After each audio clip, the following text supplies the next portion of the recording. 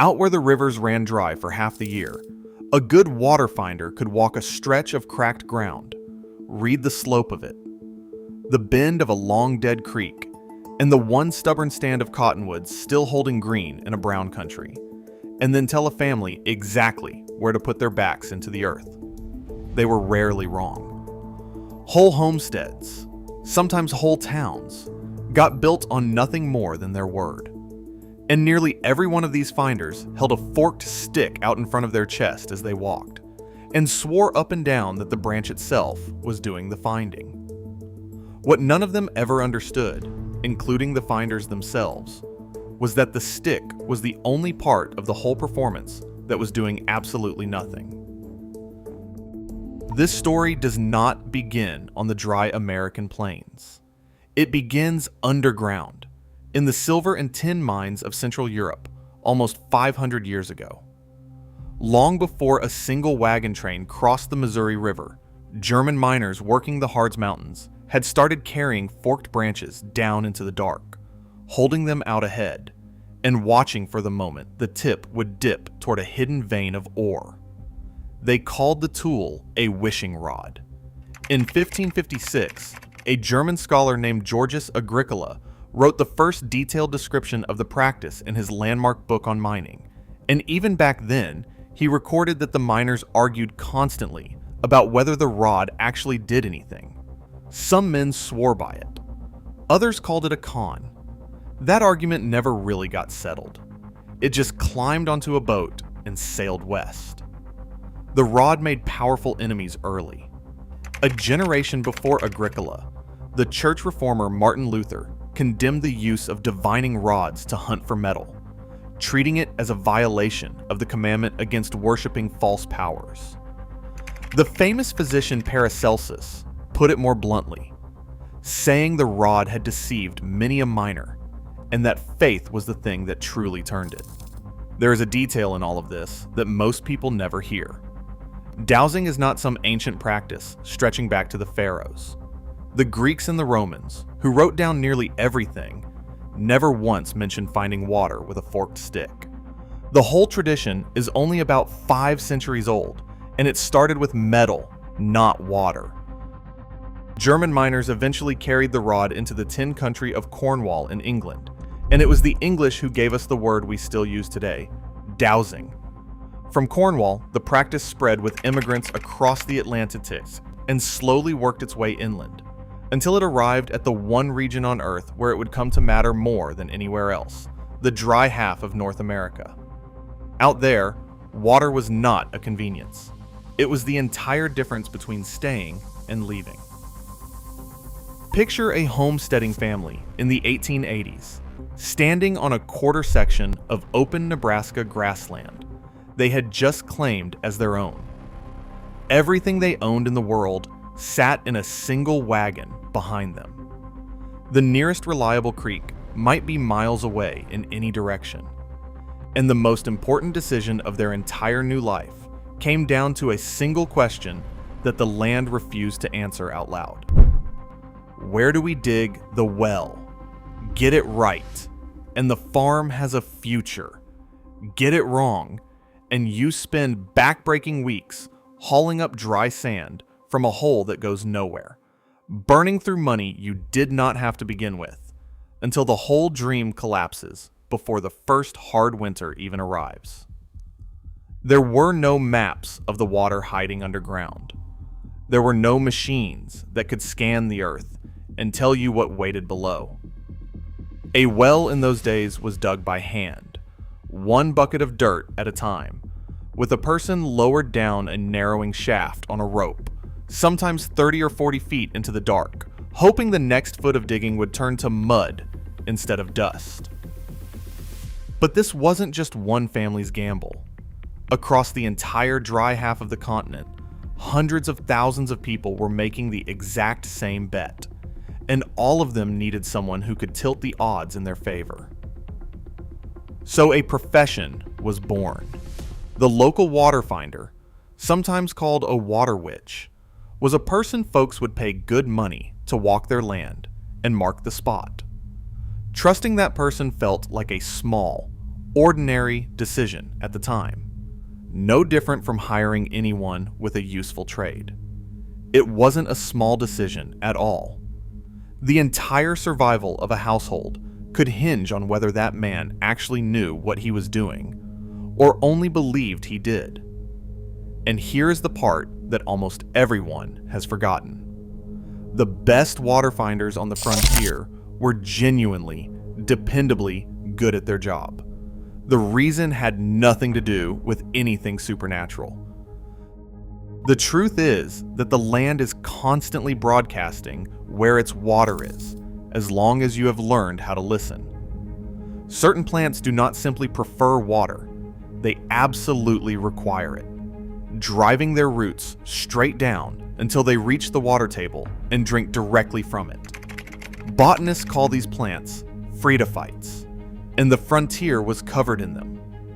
A ribbon of cottonwood trees cutting across an otherwise empty prairie almost always means shallow groundwater sitting underneath, frequently within 15 or 20 feet of the surface.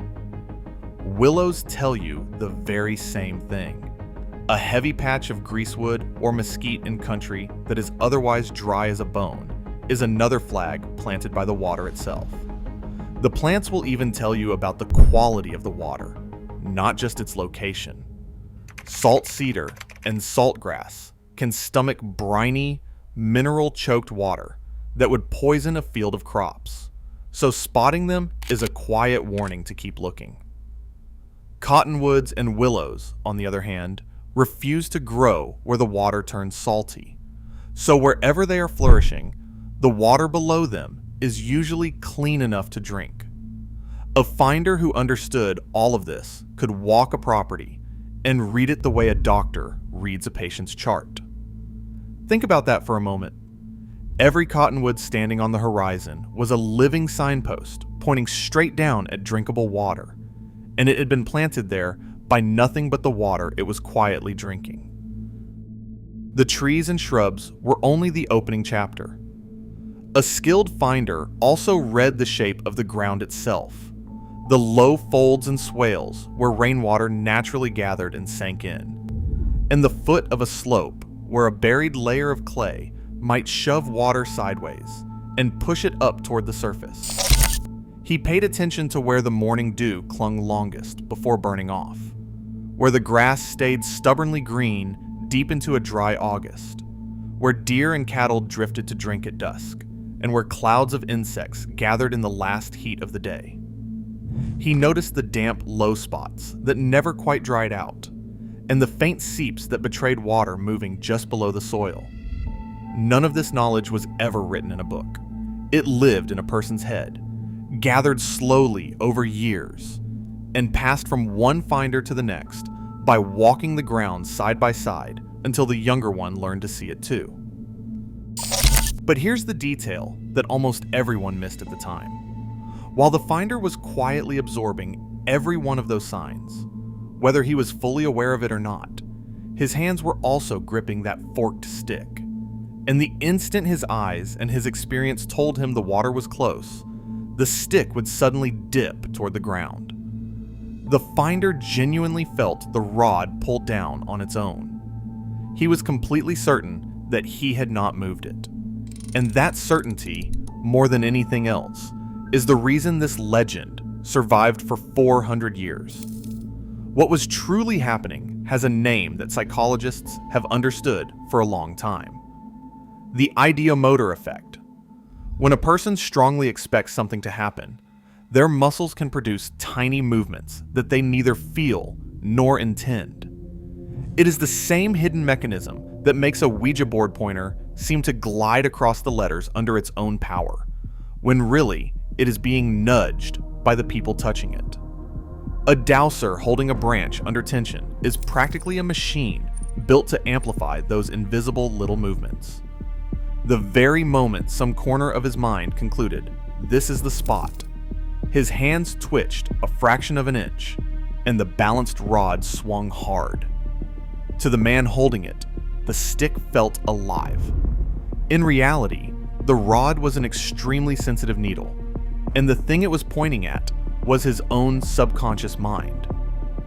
If you're finding this interesting, take a second to subscribe, because I dig into these forgotten frontier skills every single week.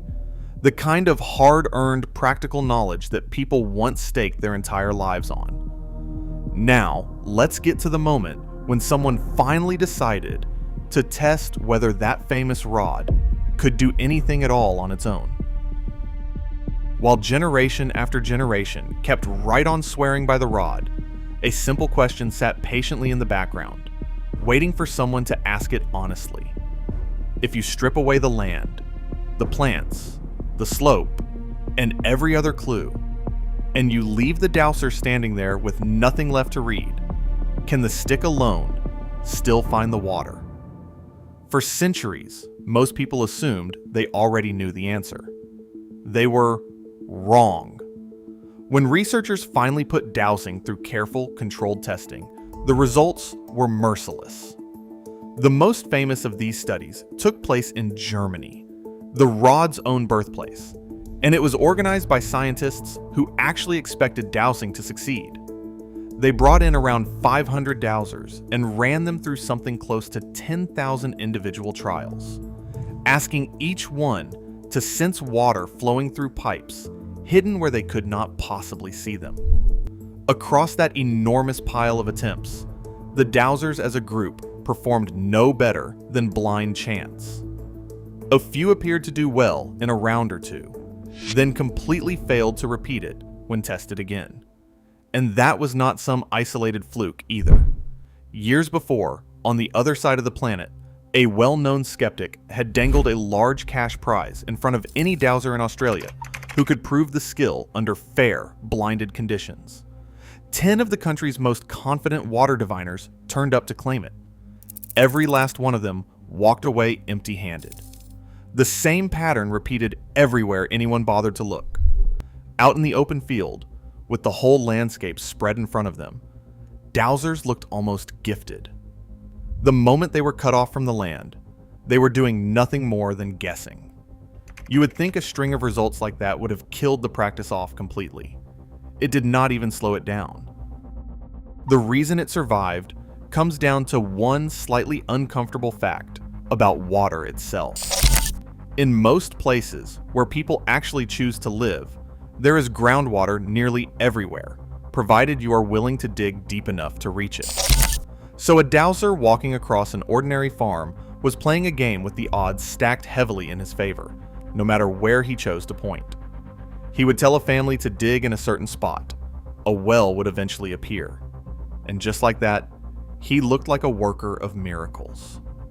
The handful of times the water came up dry, or rose up too salty to use, got quietly swept under the rug and forgotten, while every single success turned into a story that got retold for years around the county.